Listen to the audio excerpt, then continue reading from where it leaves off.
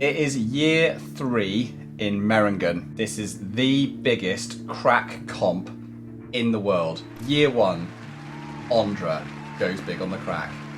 Year 2, crayfish, lobsters, technical stuff. Year 3, and you just saw it, it all went wrong. Disaster. Disaster struck, didn't it? People got stuck in cracks. Yep. And there was a disaster that the way that people just skipped the crack completely. Yeah. 2 disasters. And I think there was an attempt to go to the future of crack climbing, i.e. dino jams, and it was just a step too far. We're not there yet. It was a jam too far. It was a jam too far. For anyone who didn't watch Meiringen, what is the headline summary of what happened? Climber gets stuck in crack. This is 127 hours all over again. Meiringen, 127 seconds. And they nearly had to chop the arm off with some demarcation tape. I think there was 2 sets of cracks in the qualifiers that I actually found out because they split the field into half. I think it might have been the narrower one where, I think it was Gregor, where he slipped out of a higher jam and fell into a lower jam. The feet looked really poor or something and he couldn't get his feet back on. He was, I don't know, must have been tired, couldn't get his hand back up, and then he was like stuck and wedged in this jam. He hung there for a bit and he was sort of like looking out to the crowd, nothing happened. The rescue of the Frenchman, Michael, who had to come over and lift him back out of it. I've never seen that in a comp before. Another climber coming over and rescuing another climber. Would that technically mean, let's say Mikkel hadn't actually been on the problem yet, because he was touching the other guy who was touching The hold. would that actually be technically him touching the crack? Oh, because he felt it through the other guy. He felt the jam. It could be, I don't know. I'm not sure if this is in the rule book or not. Because I feel like if you were touching a crack and I touched you, I would know what it was all about. If you were touching my crack and I was touching your... No, that went wrong place. Yeah, that was wrong. Right, let's move on. That was the qualifying problem. Yeah. And that was a problem. Because the guy fell down into it, had to get rescued, and it's not really something you want to see in a competition. And also it's not really where we want to see like jamming in indoor climbing and in like IFSC competitions. That's not where we want to see it going, is it? And I don't think we want to see these guys that are watching seeing cracks basically go wrong. It just looks unappealing, dangerous, and not the best move for climbing. That's a disaster for crack climbing. Yeah. So we need to sort this out. Yeah, now, we need to sort it right out now. here. The problem came with that obviously cracks are getting more popular. They've been set in a few comps, and obviously like they've been set in Meiringen for the couple of years leading up to it. So setters were probably thinking like, oh, let's spice this up a bit. The competitors know there's a crack coming. They'll probably been practicing their jamming. You know, let's do something a little bit different. And that's where they started to get like the rollovers into jams and the dinos and that kind of stuff going. Do you think they saw those on the White Boys channel? They might have done, you know. Could it actually be our fault? That he got stuck. Yeah. Well, this is what I'm going to come.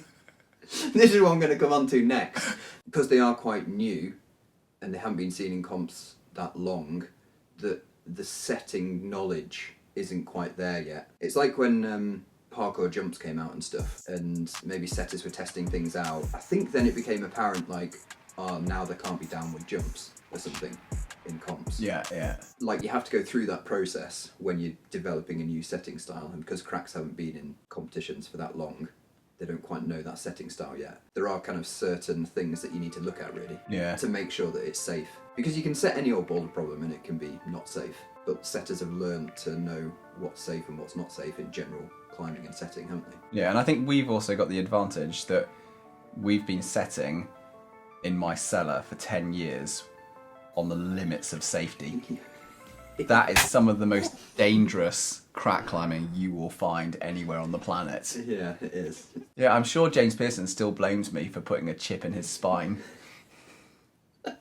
This is what you want to get right if you're setting in your gym, at home, or in a competition when it comes to crack climbing. I think these principles that we'll go through are basically about right for all those scenarios. We'd do the same thing in my cellar as we would...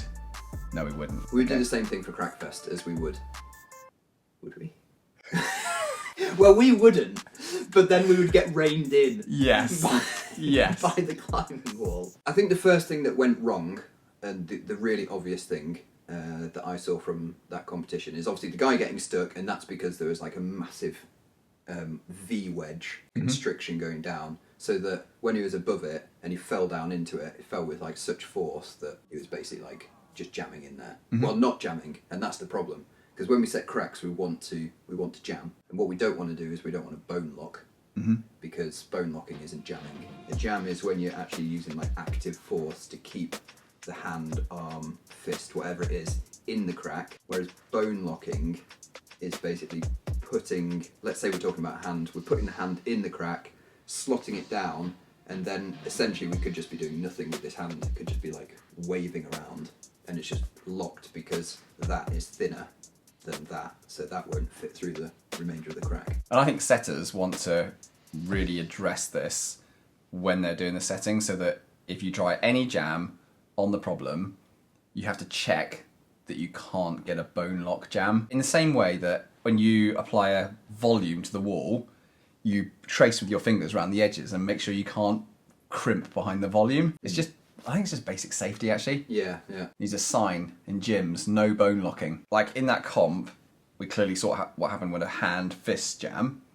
But do you think the same principle applies to other parts of the body, whether it's your elbow or your knee or your thigh? You can bone lock anything. If the crack's wide enough up here, and then it tapers down into really narrow, and you put your knee in, and then you slip.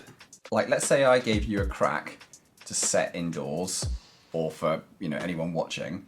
What would be the features of the crack that would mean that you couldn't bone lock? The features of the crack we're looking for, the crack tapering in the right direction. This face is completely parallel, perpendicular to the back wall. So anything on this side, as long as that is also parallel, perpendicular to that back face, it's going to be okay. If it flared outwards this way, even better.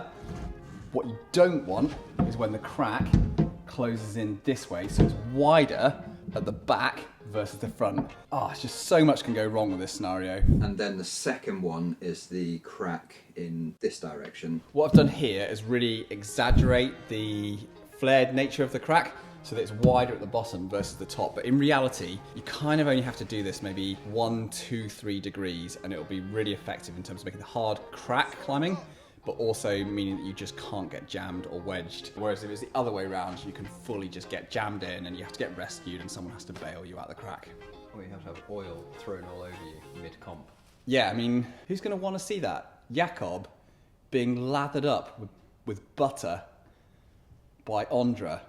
I want to see it. Actually, I'd pay to see that. Either always using a parallel jam, so if you fall out, you're always going to fall out the bottom, or using a constricting jam, but using a constricting jam upwards. An element of this that I think is really good about this constricting upwards nature of jamming. It means that when you have climbers who have different size limbs, whether it's a different size hand, finger, fist, arm, whatever it is that they can always slide up and find the sweet point in the jam. And then the other element is that often a taller climber will use the lower, wider part of the jam, so they'll have a bigger reach at that point, whereas the shorter climbers are going higher up in the crack and they're getting a shorter reach. Inverted flares. Inverted flares. It's the ultimate leveler Yeah. of all competitions. Yeah, because everybody always says cracks are size dependent. I always say there's always a technique, unless it's like super, super thin, you can't fit your fingers in. But I think you've just solved it with that. There should be no complaining on size ever again. Crack complaints are over. They're over. 2022, that's where it stops. It stopped. We just need to sort out Indian Creek next. Yeah. Yeah, so what do you think the other elements that would stop that bone locking scenario? Another one that would be pretty obvious to do would be to create an offset in the crack, so that you would have one side which would be slightly deeper than the other. So what this means is that you don't get such a full jam, so half of your foot wouldn't be covered or half your hand wouldn't be covered. And this means the jam's, one, more technical, so it's kind of just more interesting to climb on, but it's way more marginal and it's easier to slip out of it. And this comes back down to this principle of, if it's almost impossible to just jam and lock those limbs into the crack, then you've got a much safer way of doing the crack climbing. There's always a kind of more of a specific sequence to it in a way, of like which way your hand should go. Is the offset this way? Oh, it's better that way and better that way for the hand, for example. When I was watching some of the competitors who got past this initial like roll over to the jam, and then it looked like they were moving up to some thin hands, maybe some paddly type things. They were able to get their foot into the larger size of jam, which was this jam which was kind of constricting down. And again, the same kind of principles happen with the feet, in that, you know, if you put your foot in the crack and then your hands slip out of a bad jam and your foot's fricking way in there in some sort of like fist jam, then maybe you could fall backwards, the foot stays in, and you end up in a right pickle. So do we think there's a safe way to set with feet in cracks? I feel like it's something which has quite a few different options available for it. So one would be going for the same principles that we talked about with the hands, so making sure that they're flared from the bottom and then they flare outwards, so it's much harder to kind of get purchase and you can't get that foot jam in the same way as a kind of bone locker hand jam. The other is to make sure that the jams themselves for your feet are really hard to use, like they're really marginal, 1.5 inch size or smaller, so that you can't get any further than jamming the end of your toe in, rather than going halfway up your foot with a bomber hand or fist jam. It makes sense, I think, to do that size of jam for your feet, because competition climbing at the top level is not about standing on the world's biggest footholds. And basically a foot in a fist jam is a jug.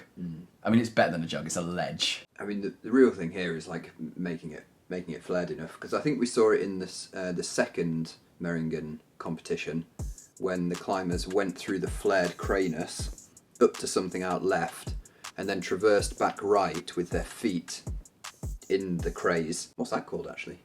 What's feet in craze called? Fishy rand. Fishy rand. A cran smear. Cran smear and a land smear. That's lob and cray with rand. Yeah. Smeared You wouldn't crayfish. really do like a lob, like big toe. That's what Andre does in silence. Yeah! A footed lobster. Yeah. Left-footed lobster. Left foot lobster. He did. That's what we're doing in Indian Creek the whole time. Left foot lobsters. No, we're doing crays. Yeah, yeah. Left and right cray. Yeah, left and right foot craze. Oh, it'd be so much easier in a crux move on a route, and you're like, and the person just shouts up, left foot cray! And you just go, So going back to the point, they were traversing right. They were right foot craying, left foot craying, but a few climbers were actually falling out of there. But they were falling out nice and safely, because it was so crayed and so lobbed. The crack was. this is now a verb, to be crayed and lobbed. Have you ever been crayed? Yeah, I have. Quite a bit. Have you ever been lobbed? A lot of that as well. But not so much. You've been lobbed less. Yeah. We should do a Valentine's special one year. Crack moves to the bedroom.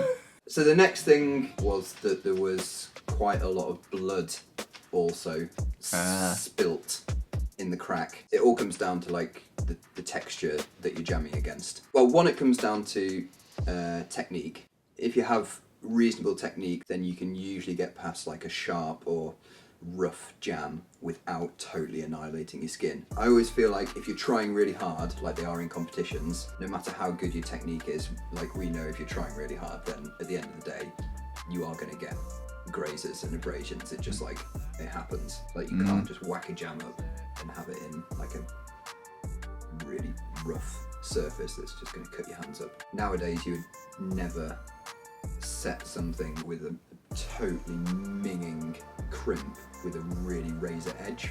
Yeah. It's just, holds just aren't manufactured like that now. I mean, we've spent a lot of time getting the material of what we're doing with our soft grip in our volumes just right. So what we're going to do now is we're going to do a little fun test to see what like the inside of a gym crack should be like and what it shouldn't be like. We've got the Soft Grip Pro, we've got like a fine textured volume, and then we have like a normal textured, which is a bit rougher. 10 rubs on the Soft Grip Pro versus 10 on here versus 10 on here. Is this science? It's always science on this channel. I think you should use your forehead. Oh god, I'm not doing that. On which one? On the white boys. On the White Boys one? Yeah. I'll do it on that one. No, that's confident chat. I'm not doing my forehead on that. I'll end up walking out with a massive with a massive rash on my head. So here we go with the first test, 10 rubs on the forehead. No, that looks okay. I'm not doing that with another volume. I would say this is a pretty fine textured volume. It's been used quite a lot. Oh yeah, I can. That's gonna go through. Basically, the verdict is it's really painful. Am I red on my forehead?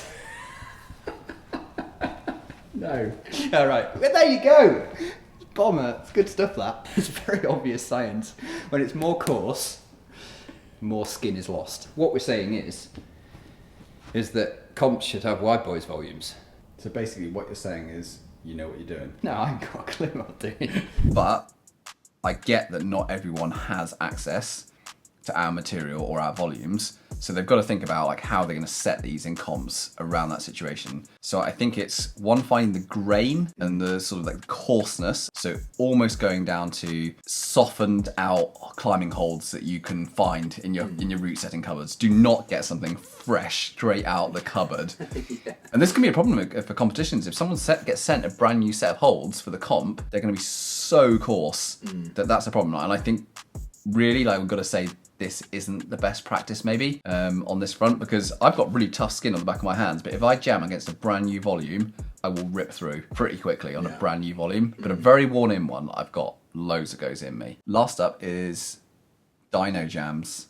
I think there was a starting hold and then there was a tap tap with the feet. It looked like it was meant to be set and then you were going into a flared fist jam or flared hand jam. Nobody actually ever did it that way, and the only way anybody did it was totally skip that move and just go to a hold out right and then compress the side of the crack. When they did go into the compression, none of them used the left hand side of the crack.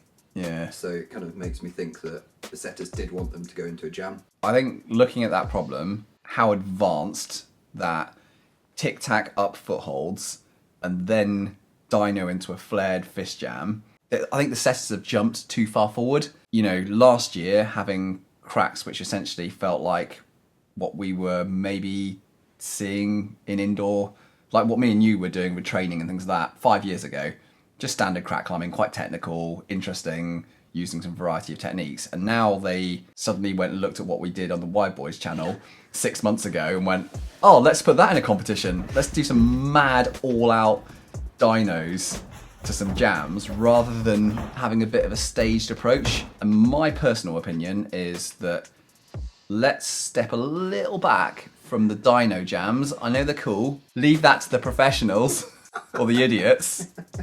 Actually, no, let's leave that to the idiots and maybe go to 2018. So you're saying 2015 was Standard technical, craze and lobs. Yeah. We jumped straight to 2022. Yeah. Which is dyno jams, like the stuff that we've done on the White Boys channel, but you're saying bring it between those two stages, which is Invert. Yeah. So you want to see the comp climbers flicking through foot jams in a roof, or yeah, or just making it really steep and seeing some 360 spins, a bit more kind of like inverted book opening. A little bit more flipperoo. I mean, they started to move onto the flipperoos, but then they've sacked it off and they've gone straight to the dyno jams. Yeah, where's the wide pony? We haven't had a single wide pony. No. Did you predict? I think we might have predicted a wide pony in this comp season. Could it happen? I'm not sure now. Maybe they might be watching this video. That's what you're looking at seeing next. Yeah. Saying rein it in. Yeah. Rein back the dyno jams. Because if I think about this now, is I remember some of the very first dynamic crack moves that we did indoors were back at Crackfest, when we did these little foot shuffle things and then hit a jam at the end of it. And you hadn't dynoed 6 foot up the wall. You'd done a little tic-tac rightwards and you were out of balance and then had to catch a hand jam. And I remember people hadn't found that quite challenging. So that's what I think we need to step this back to if we are going to do that dynamic movement, is just scale it back a bit. Yeah. Because I think most people still find that hard. And most comp climbers won't flash that stuff. Building the competitors into it. I still don't understand why we haven't been invited to set. Or just giving a variety of jamming techniques to the setters. Not necessarily set, because we're not international setters, but just giving them a flavour and then let their juices flow on the wall. Because at the moment I feel like they know They know a hand crack and they know a fist jam. That's what we've seen for 3 years in a row now. Do they know they're like smoke in the eyes? Do they know they're trout tickler? Do they know they're invert torpedo? I mean, I don't think they're on the setting courses. That's It's for not sure. in the syllabus. It's not in the syllabus. I mean, the setters are well aware what a standard paddle is. Yeah, yeah. No, like a paddle where they do the 1-2 with the hands. Oh, Because they call that a paddle. I thought you meant a paddle like this. Yeah, no, that's our paddle. Alright. They got a different sort of paddle. Oh, right, okay. There's 2 paddles. There's a war of paddles at the moment. Yeah, so what if they were paddling between paddles? The paddle. We did it with the Bobats. Oh, you did? Yeah. Oh, a paddle into a paddle. Yeah. Yeah, I remember that. It was a pretty good And move. That was a good move. Yeah. That's some cool moves. Yeah. The paddle. Very safe as well. We should have got setters to Crackfest. Could have invited all the international setters. They could have done the setting for us at Crackfest. Yeah, and we could have just guided them. Well, yeah, if there are any setters out there and they want to... Maybe, why do they not? Maybe it's just that they think we're too stupid. We can be serious. Like, Did you say we can be serious or we are serious? we are serious.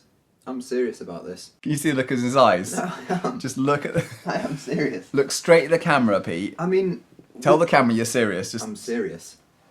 well, we did look a little bit serious I'm there. serious, yeah. I mean, we're making a video about, like, safe setting. We are being responsible for the community. We've seen Meiringen. Somebody's going to be blooming telling me how to say that. Okay, so Meiringen year 1, Ondra, basic hand jams. Yeah. That's what we saw. And it was kind of like 2, I think. Meiringen year 2, there was basic craze and lobs. Did you see you laughing? Why are you laughing? Because I keep thinking about Meiringen. Meiringen. I think we should be saying Meiringen. Meiringen then. Okay, Meiringen. Oh, it's so hard to concentrate. Year 3, we saw dino jams, but we said, let's rein it back in again. So what do we want to see next year? Inverts. 1. Cut a hole in a box. 2. I'd like to see a little bit of off-width. 3. This has been ignored for too long. We put the bad boy, in the corner there to be ignored, but off-width thing, it needs a little bit of rejuvenation. And that's the way you do it. I mean, belly full of bad berries. Yeah. Straight through the head wall. Oh my god, it'd be so good. Imagine Ondra's face He'd if he love it. walked out He'd love it. and saw bellies. Get right Just- at the top. Right at the end. Yeah. That's the Y Boys take on the Meiringen comp. That's what we thought was not done right, and that's what we think are the solutions for next year in Meiringen.